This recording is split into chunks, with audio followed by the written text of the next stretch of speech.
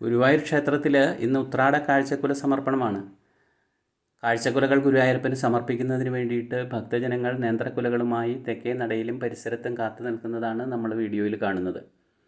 സാധാരണ നിലയിൽ നിന്ന് വ്യത്യസ്തമായിട്ട് ഇത്തവണ ഒട്ടനവധി നേന്ത്രക്കുലകളാണ് ആളുകൾ എത്തിച്ചിട്ടുള്ളത്. ഇന്നലെ വൈകുന്നേരം തന്നെ ക്ഷേത്ര പരിസരത്തെ കടകളിലെല്ലാം ഇതെത്തി.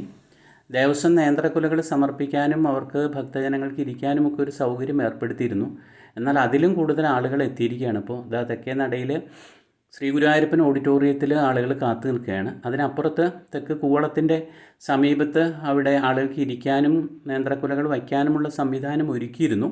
പക്ഷേ അതിനപ്പുറത്തേക്ക് തിരക്ക് വർദ്ധിച്ചു. തൊഴാൻ അത്രയധികം തിരക്കില്ലെങ്കിലും നേന്ത്രക്കുലകൾ സമർപ്പിക്കുന്നതിന് വേണ്ടിയിട്ട് വലിയ തിരക്കാണെന്ന് അനുഭവപ്പെടുന്നത്.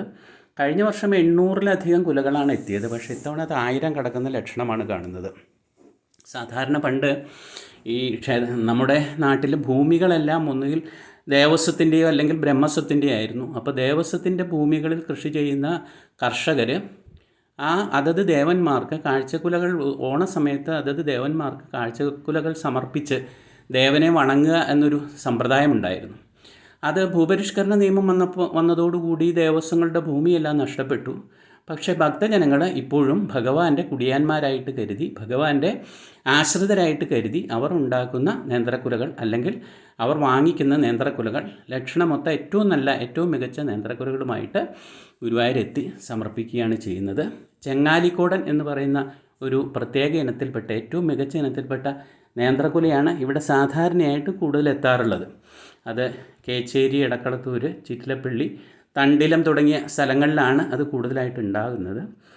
ഏറ്റവും മികച്ച നേന്ത്രക്കുലകൾ എന്ന അർത്ഥത്തിലാണത്.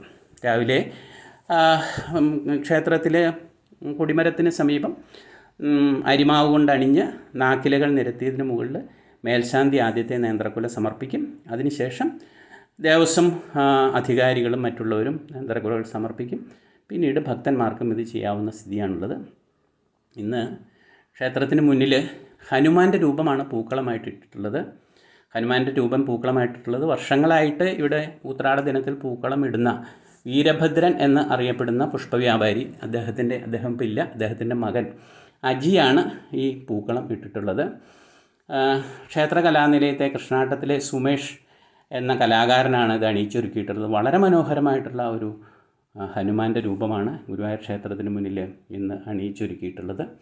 വലിയ കളമാണ് ഇട്ടിട്ടുള്ളത്. ഹനുമാൻ്റെ എല്ലാ ശക്തിയും പ്രഭാവവും ഈ പൂക്കളത്തിൽ നമുക്ക് ശ്രദ്ധിച്ചാൽ കാണാൻ കഴിയും. ഒട്ടേറെ പേരാണ് പൂക്കളം പകർത്തുന്നതിനും പൂക്കളത്തിന് മുന്നിൽ നിന്ന് ഫോട്ടോ എടുക്കുന്നതിനും ഒക്കെ ആയിട്ട് എത്തിയിട്ടുള്ളത്. രാവിലെ പ്രഭാത സമയമാണിത്. സൂര്യൻ ഉദിച്ചു വരുന്നതേയുള്ളൂ. ക്ഷേത്രത്തിലെ ഉഷപൂജ നട തുറന്ന സമയമാണിത്.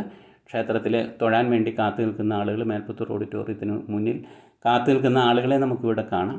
അതേപോലെ തന്നെ ഇന്ന് ക്ഷേത്രത്തിൽ കുറച്ച് കല്യാണങ്ങളുമുണ്ട്. 50-ലധികം കല്യാണങ്ങളുണ്ട് ക്ഷേത്രത്തിൽ. അപ്പോൾ വിവാഹങ്ങൾ നടത്തുന്നതിനും അതേപോലെ ദർശനം നടത്തുന്നതിനുമൊക്കെ ആയിട്ട് ധാരാളം ആളുകൾ കിഴക്കേ നടയിൽ ദീപസ്തംഭത്തിന് മുന്നിലുണ്ട്. ദീപസ്തംഭത്തിന് മുന്നിലുള്ള ഈ ഭണ്ഡാരത്തിന് മുകളിലുള്ള ഗുരുവായൂരപ്പൻ്റെ മുകളിൽ മാല ചാർത്തിയിരിക്കുന്നു. ധാരാളം ആളുകൾ നേന്ത്രക്കുലകളിവിടെ ഭണ്ഡാരത്തിന് മുകളിൽ സമർപ്പിച്ച് പോയവരുണ്ട്. ഏതായാലും ഭക്തജനങ്ങൾ ഭഗവാനെ ഉത്രാട ദിനത്തിൽ കാണുന്നതിനും ദർശനം നടത്തുന്നതിനും അതിനുവേണ്ട സൗകര്യങ്ങൾ ഒരുക്കുന്നതിനും വേണ്ടിയിട്ട് ദേവസ്വവും നന്നായി ശ്രമിച്ചിട്ടുണ്ട്. 334 വിവാഹങ്ങൾ നടന്ന ദിവസം ചെയ്ത അറേഞ്ച്മെൻറ്റ്സ് പോലെ മുൻകൂട്ടി പ്ലാൻ ചെയ്ത് ആണ് ഇത്തവണ ഇത് ചെയ്തിട്ടുള്ളത്. ഉത്രാട കാഴ്ചക്കുല സമർപ്പണത്തിൻ്റെ ഭാഗമായിട്ട് ലഭിക്കുന്ന പഴത്തിൽ ഒരു ഭാഗം തിരുവോണത്തിൻ്റെ പഴപ്രഥമൻ ഉണ്ടാക്കാൻ ഉപയോഗിക്കും. ബാക്കിയുള്ളത് ആനകൾക്കാണ് കൊടുക്കുന്നത്. ഗുരുവായൂർ ദേവസ്വത്തിലെ ആനകൾ ഗുരുവായൂർ ക്ഷേത്രത്തിന് മുന്നിൽ ക്ഷേത്രക്കുളത്തിന് കിഴക്ക് ഭാഗത്തായിട്ട് അണിനിരത്തിയിരിക്കുകയാണ്. ഈ ആനകൾക്ക് ഈ വഴിപാടായി ലഭിച്ച നേന്ത്രക്കുലകൾ കൊടുക്കും. നേന്ത്രക്കുലകൾ ധാരാളമായിട്ട് നേന്ത്രപ്പഴങ്ങൾ ആനകൾക്ക് കൊടുക്കും. അപ്പോൾ ആനകൾക്ക് അവകാശമാണ്, ശരിക്കും പറഞ്ഞാൽ ഗുരുവായൂർ ക്ഷേത്രത്തിലെ ആനകൾക്ക് ഗുരുവായൂരപ്പൻ ഉത്രാട കാഴ്ചക്കുല ദിവസം വഴിപാടായി ലഭിക്കുന്ന നേന്ത്രപ്പഴങ്ങളിൽ ഒരു ഭാഗം ആനകൾക്ക് അവകാശമാണ്. ചെന്താമരാക്ഷൻ എന്ന് പറയുന്ന ആനയാണ് നിൽക്കുന്നത്. വലിയ കൊമ്പൊക്കെ ആയിട്ട് നിൽക്കുന്നു ചെന്താമരാക്ഷൻ. അപ്പോൾ ചെന്താമരാക്ഷനൊക്കെ പ്രതീക്ഷിച്ച് നിൽക്കുകയാണ്. ഇത് ഗോപാലകൃഷ്ണനാണെന്ന് തോന്നുന്നു, അല്ല, ഇത് ശങ്കരനാരായണൻ എന്ന് പറയുന്ന ആനയാണ്. കുറേ കാലമായിട്ട് ക്ഷേത്രത്തിന് പുറത്തിറങ്ങാത്ത ആനയാണ് ശങ്കരനാരായണൻ. സജി എന്ന് പറയുന്ന പാപ്പാൻ ആനയിലേക്ക് മാറിയതോടു കൂടിയിട്ടാണ് ശങ്കരനാരായണനെ, അതാണ് സജി, ആനയെ അഴിച്ച് എഴുന്നള്ളിപ്പുകൾക്ക് കൊണ്ടുവന്നു. ഗുരുവായൂർ ക്ഷേത്രത്തിൽ എഴുന്നള്ളിച്ചു. മറ്റ് ചില ക്ഷേത്രങ്ങളിൽ ആനയൂട്ടിന് പോയി. ഒത്ത ആനയാണിത്. ശരിക്കും പറഞ്ഞാൽ നന്ദനാനയെ പോലെ നല്ല ഭംഗിയുള്ള ആനയാണ്. വലിയ ആനയാണ്. നന്ദനാനയുടെ തന്നെ ഒരു ഛായ തോന്നും ഈ ആനയെ കണ്ടു കഴിഞ്ഞാൽ. ഇത് വന്നിട്ട് ദേവസ്വത്തിൻ്റെ ഒറ്റക്കൊമ്പൻ രാജശേഖരനാണ്. രാജശേഖരൻ ആന നല്ല ഒത്ത ഉയരമുള്ള ആനയാണ്. കഴിഞ്ഞ തവണ തൃശ്ശൂർ പൂരത്തിന് വലത്തെ പറ്റായിട്ട് നിന്ന ആനയാണ്. നോക്കൂ, ഒരു കൊമ്പ് ആനയ്ക്കില്ല, ഒരു കൊമ്പ് വെച്ചിട്ടുള്ളതാണ്, വെപ്പ് കൊമ്പാണ്. ഇത് ബൽറാം എന്ന് പറയുന്ന ആന. ബൽറാം സ്ഥിരമായിട്ട് ക്ഷേത്രത്തിൽ ശിവേലി എഴുന്നള്ളിപ്പൊക്കെ എടുക്കുന്ന ബൽറാമിൻ്റെ അടുത്ത് നിൽക്കുന്ന വിഷ്ണു ആനയാണ്. വിഷ്ണു എന്ന് പറയുന്ന ആനയാണ്. ഇതാ ഈ രണ്ട് ആനകൾക്കും കൂടുതൽ ചുട്ടി കാണാം, നെറ്റിയിൽ കൂടുതൽ ചുട്ടിയുള്ള ആനയാണ് അല്ലേ. ഇതാണ് ഇന്ദ്രസൻ. ഇന്ദ്രസൻ എന്ന് പറയുന്ന ആന നിങ്ങൾക്കറിയാമല്ലോ, ഗുരുവായൂർ ക്ഷേത്രത്തിൻ്റെ ഏറ്റവും പ്രധാനപ്പെട്ട ആനയാണ് ഇന്ദ്രസൻ. സിംഗൻ എന്ന പാപ്പാനാണ് ഇന്ദ്രസൻ അടുത്തുള്ളത്.